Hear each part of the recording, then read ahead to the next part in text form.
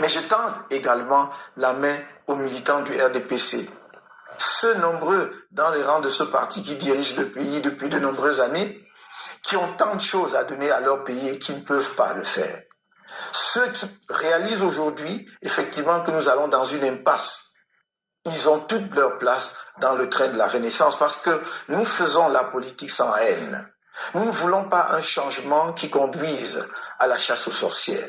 C'est pour cela que je le répète, je me porte garant. Rien n'arrivera au président de la République actuelle et à sa famille si les Camerounais me font l'honneur de faire de moi le 3e président de la République. Mais je voudrais aussi saisir cette occasion pour interpeller les forces de défense et de sécurité. Qu'elles ne soient pas des forces que l'on instrumentalise contre la population camerounaise ou contre des forces politiques, parce que dans un jeu républicain, le président sortant, dès lors qu'il est candidat comme tous les autres. Nous sommes tous des Camerounais. Et je crois que tous ceux qui ont l'ambition de diriger le Cameroun méritent respect, méritent d'être traités comme des citoyens qui veulent le meilleur pour leur pays. C'est pourquoi je fais confiance à ces forces de sécurité de l'ordre, qui ont un haut niveau de patriotisme et de respect de la vie humaine, bien qu'ils peuvent être amenés à défendre l'intégrité territoriale en utilisant leurs armes.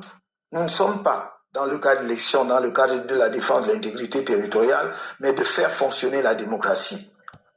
Notre armée est républicaine, elle doit le rester. Nos forces de maintien de l'ordre sont républicaines, elles doivent le rester. Les autorités administratives camerounaises doivent savoir que la préfectorale est la colonne vertébrale de l'État.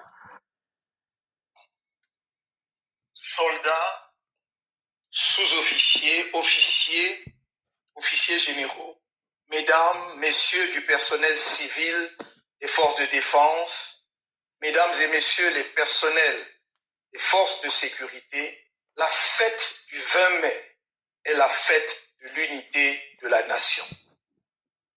Qu'est-ce qu'une nation? Une nation est une population réunie par l'histoire, dont la volonté de vivre et de construire ensemble un destin commun en fait un peuple. C'est également un territoire défini par des frontières. C'est aussi un drapeau et un chant de rassemblement qu'on appelle l'hymne national. Par-delà les gouvernements, les communautés, les organisations politiques, il existe un corps de métier qui est à la fois le creuset et le ciment de la nation. C'est l'armée nationale. Et plus largement, les forces de défense et de sécurité. C'est l'armée. Certes, sous l'autorité intangible du pouvoir civil, qui protège le peuple, avec lequel elle fait corps. C'est elle qui défend les frontières de la nation et donc l'intégrité du territoire. C'est elle qui verse son sang pour le drapeau en chantant l'hymne national, ce grand chant de ralliement et de dévotion. C'est pourquoi il m'a paru important de m'adresser spécialement à l'armée camerounaise, notre armée, et plus globalement aux forces de défense et de sécurité, à l'occasion de cette 49e édition de la fête de l'unité nationale qui intervient dans un contexte particulier. En effet, le Cameroun connaît depuis 2014 une succession de crises sécuritaires multiformes. Les incursions répétées de la secte Boko Haram dans la région de l'extrême nord, les multiples attaques aux frontières avec la République centrafricaine et depuis 4 ans maintenant, la guerre civile fratricide qui ravage les régions du nord-ouest et du sud-ouest. Cette insécurité devenue chronique qui a rendu inaudible la propagande officielle sur la paix met en péril les fondements de notre jeune nation. Dans ce contexte d'instabilité sécuritaire grave, l'armée et plus généralement les forces de défense et de sécurité ont un rôle vital à jouer afin d'éviter l'érosion de la cohésion nationale.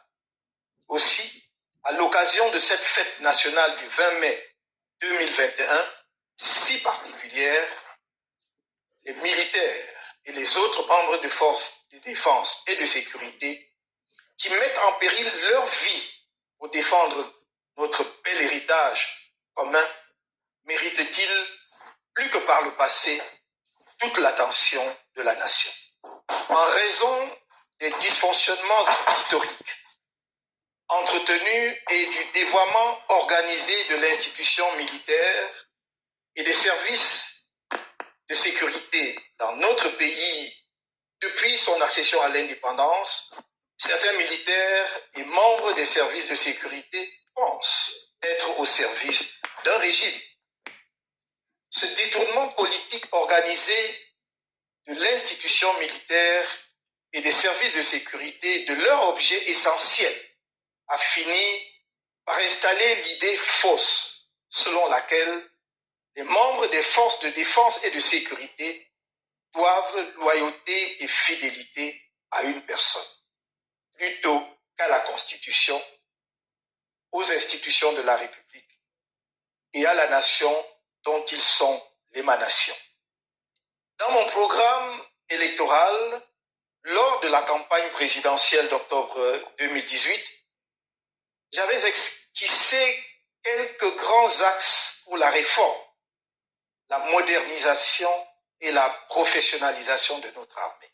Ces axes reposent sur la définition d'une politique de défense et de sécurité nationale modulable en fonction des défis nationaux et internationaux, ainsi que des enjeux géopolitiques et géostratégiques du pays. La politique de défense et de sécurité nationale est le cadre où doivent être fixées les orientations stratégiques des actions militaires, civilo-militaires, économiques et particulièrement industrielles de la nation.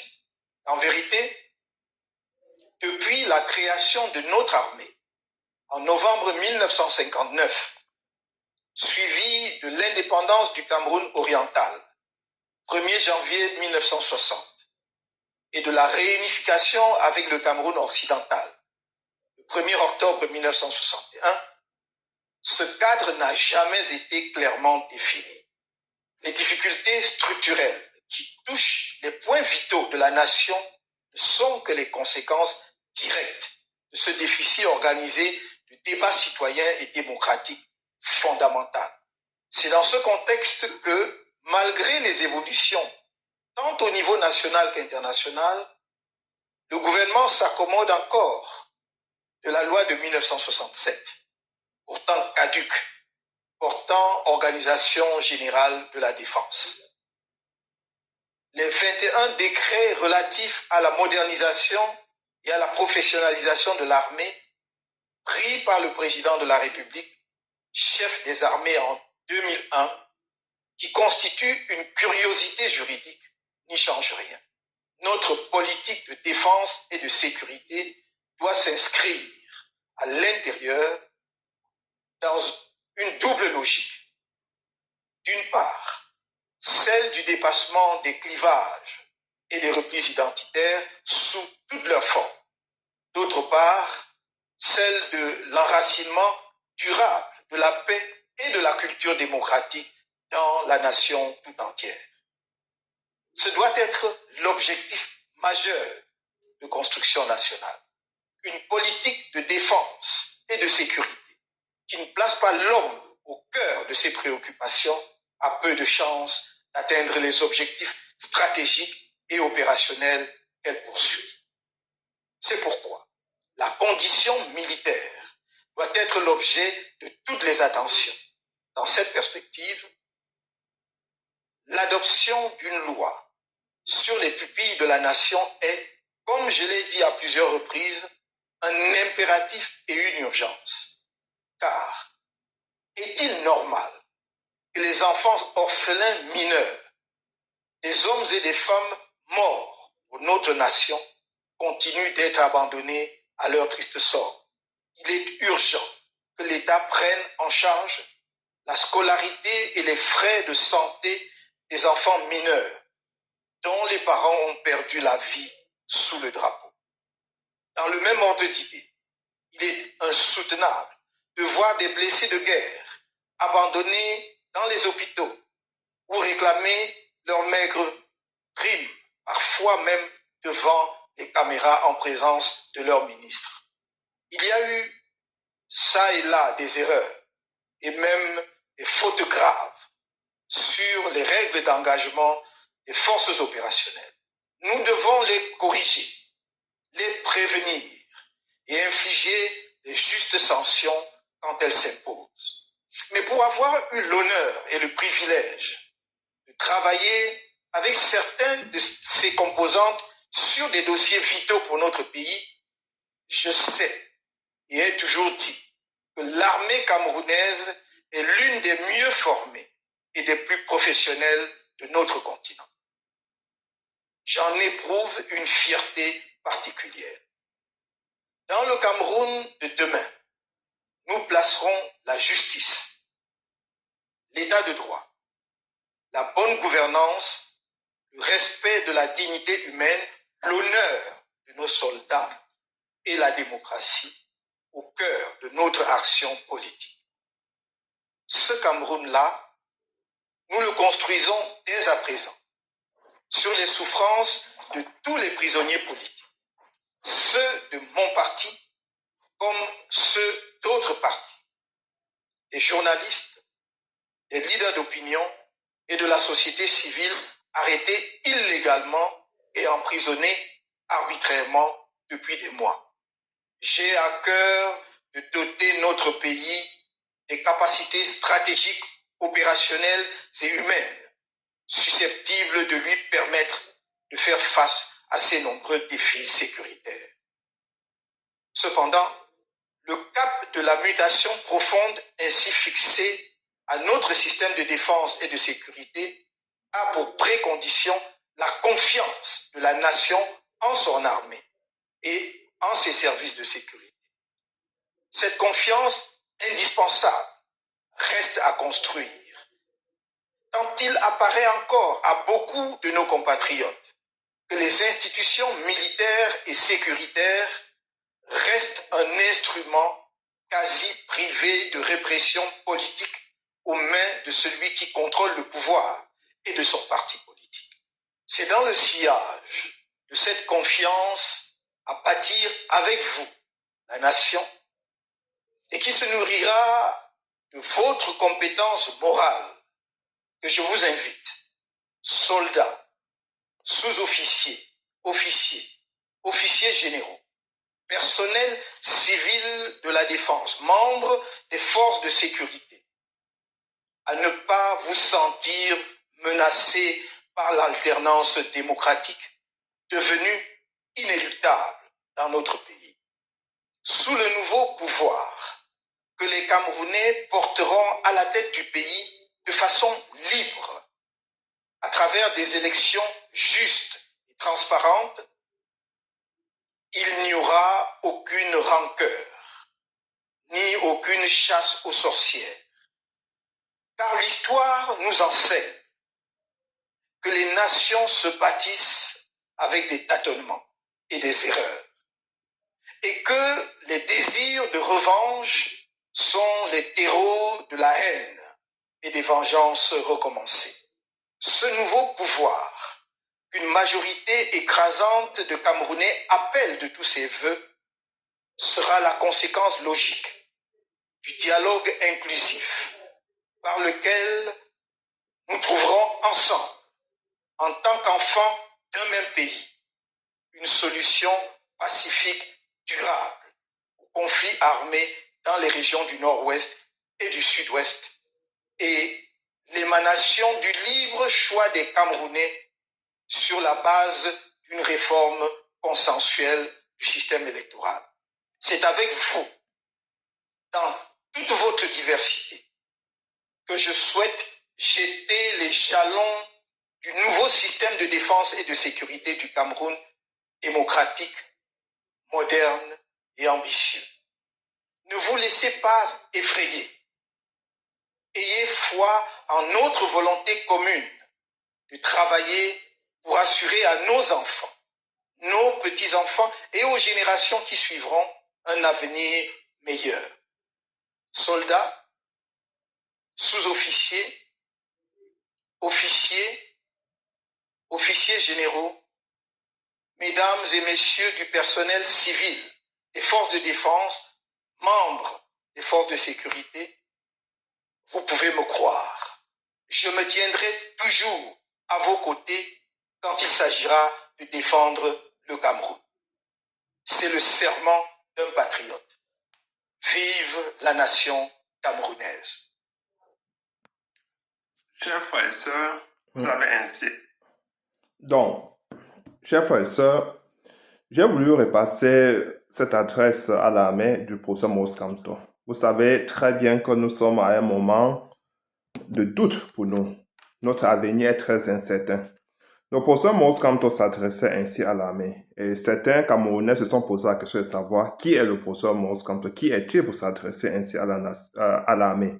Dois-je vous rappeler que le professeur Maurice Kamto a déjà travaillé avec cette armée dans le cadre du dossier Bakassi, où il obtint gain de cause. Et ils avaient pu récupérer cette parcelle de notre territoire qui était occupée par le Nigeria. Donc le professeur Maurice Kamto sait de quoi il parle. Dois-je aussi vous rappeler qu'immédiatement après son entrée dans l'arène politique, le professeur Maurice Kamto organisa une campagne de don de sang. Et c'est-à-dire que les militants de son parti, les sympathisants, avaient fait ce don de sang à l'armée qui était en train de combattre dans la partie septentrionale de notre pays contre la nébuleuse Boko Haram. Donc vous comprenez que le professeur Maurice Kamto sait de quoi il parle. Il sait que notre armée est républicaine, malgré quelques brebis galeuses que nous pouvons observer ça et là. Nous savons tous qu'aujourd'hui, la police camerounaise est gangrénée de ces brebis galeuses qui présentent la face hideuse, qui ne devrait pas être celle de l'armée, parce qu'ils corrompent à ciel ouvert. Nous voyons des 500 francs chaque jour. Parfois, certains chauffeurs qui ne jouent pas le jeu, soit sont tirés à bout portant, et le plus souvent, ce sont des enfants qui meurent dans ces véhicules. Donc, nous constatons que quelque chose ne va pas. Nous constatons que le commandant en chef au Cameroun ne travaille pas. Il n'est plus écouté. Il n'a jamais été écouté. Et nous voyons que sous le magistère du professeur Maurice Kamto, le peuple devra se réconcilier avec l'armée. L'armée devra redevenir républicaine, c'est-à-dire faire corps avec le peuple. Parce que nous avons besoin de ça. Nous avons besoin d'une police de proximité au Cameroun. C'est pour lutter contre la grande délinquance, contre les agressions, contre le vol et toute autre chose qui représente un frein pour le bien-être des Camerounais. Et nous avons besoin que l'armée, ou bien, je vais dire dans le cas d'espèce, que la police travaille vraiment aux côtés du peuple, assure sa sécurité. Nous voulons que les militaires restent dans les casernes, dans leurs casernes. On ne veut plus voir des bagarres, parfois dans les bars où certains militaires s'affrontent. Parfois, il y a mort d'hommes, parce que pour une femme, ils vont créer un chaos général dans des bars. Nous ne voulons plus ça, c'est enlever cette dignité à l'armée. Nous ne voulons plus ça. Le professeur Maurice Kamto l'avait déjà dit. L'armée, je veux dire, les militaires devront être dans leur caserne. Il faut que ça soit bien clair. Et l'armée ne devra plus être là pour terroriser le peuple. C'est-à-dire avec les répressions, les politiques. Vraiment, nous n'allons plus vivre ce genre de choses. Où la police est là pour brimer les gens, tous ceux qui sont contre le régime, M. Biya, qui expriment qui ont une opinion divergente, tous ceux-là sont brimés par la police. Nous ne voulons plus de cette situation-là. Donc le professeur Maurice Kamto ici appelle l'armée parce que, vous savez, nous sommes à un moment charnière de notre histoire. Et aujourd'hui, quand on parle de l'alternance, certains bien-pensants sont déjà en train de cuisiner dans des officines des alternances, soit de gré à gré ou bien de père au fils. Ce qu'on a observé sur d'autres cieux, cela ne doit pas se passer dans notre pays. Il faut que l'armée prenne ses responsabilités. La transition qui doit s'opérer au Cameroun doit être une transition démocratique, c'est-à-dire que ça doit être de l'émanation populaire.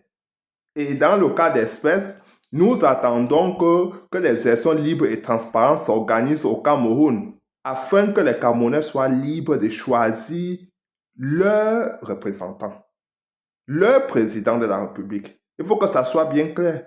Le peuple camerounais ne pourra pas céder. Et le président Moïse Kamto a toujours compté sur l'armée pour assurer une transition démocratique dans notre pays. C'est-à-dire que l'armée doit se dresser contre tous ceux-là qui sont en train qui sont en train de tramer des choses contre le peuple camerounais. L'armée doit se dresser contre tous ces gens-là. L'armée doit promouvoir uniquement une passation de pouvoir démocratique dans notre pays. Parce que nous sommes certains qu'à travers cette voie-là, il n'y aura pas de bain de sang au Cameroun, il n'y aura pas de confrontation, il n'y aura pas de vengeance. Tout simplement, les Camerounais vont continuer à vaquer librement à leurs occupations. Nous avons juste besoin d'un président légitime dans notre pays parce que nous savons qui tire les marrons de feu. Hein. Nous savons qui est toujours là au contrôle de tout. La France est toujours aux aguets, en train de vouloir télécommander un autre dirigeant qui doit arriver au sommet de notre pays pour nous dicter leur loi je veux dire, pour être contre les intérêts du peuple camerounais. Nous ne voulons plus de ça. Nous avons besoin d'un président de la République qui doit être là pour servir les intérêts du peuple camerounais. Exclusivement les intérêts du peuple camerounais.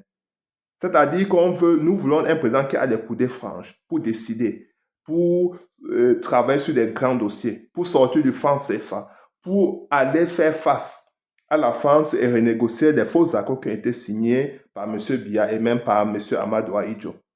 Donc nous ne voulons pas d'un président qui doit être commandé depuis la France. Non, nous ne voulons pas de ça. Nous ne voulons plus des sous-préfets dans notre pays. Nous voulons un président libre. Un président libre qui doit être voté par le peuple. C'est-à-dire que à cet instant donné, nous savons que le professeur Moïse Kamto est la personne la mieux placée parce qu'il a travaillé sur le terrain. Le peuple connaît qui est le professeur Moïse Kamto. Le peuple a vu ça, l'a observé de bout en bout. C'est-à-dire que sa trajectoire est connue. Donc, nous ne voulons pas des gens qu'on va piloter, ils vont arriver au sommet de notre pays. Ça suffit. Le peuple camerounais a déjà trop souffert. Ce qui s'est passé sur d'autres cieux ne peut pas se passer chez nous. Parce que nous sommes la plus vieille dictature au monde. Nous avons le plus vieux président au monde.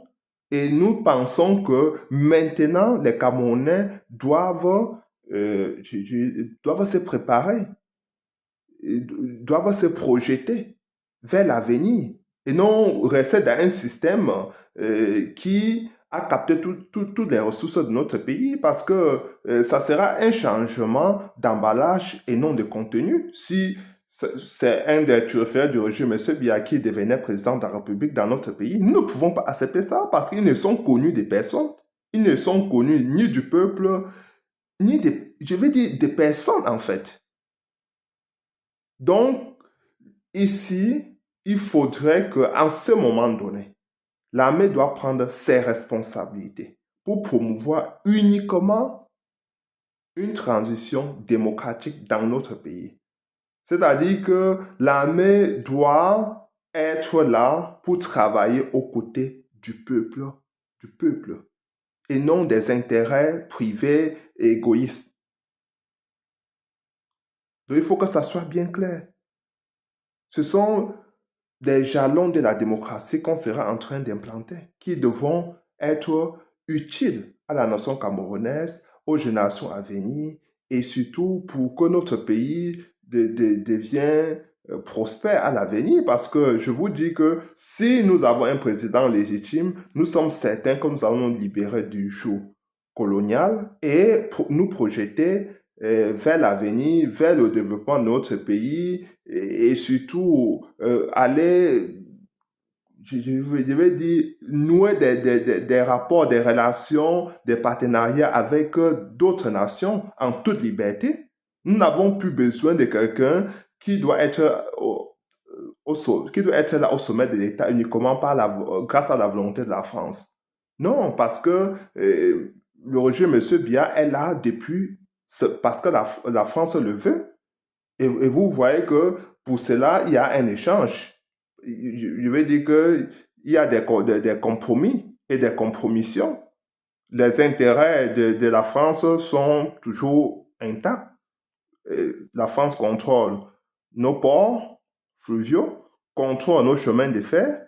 Nos cartes d'identité, nos passeports sont toujours fabriqués par des entreprises étrangères. C'est-à-dire que nous ne contrôlons rien du tout. Nous ne pouvons pas accepter ça. Nous avons besoin de renationaliser toutes ces structures-là qui sont aujourd'hui gérées par les entités étrangères. Nous avons besoin d'avoir notre souveraineté, la vraie souveraineté.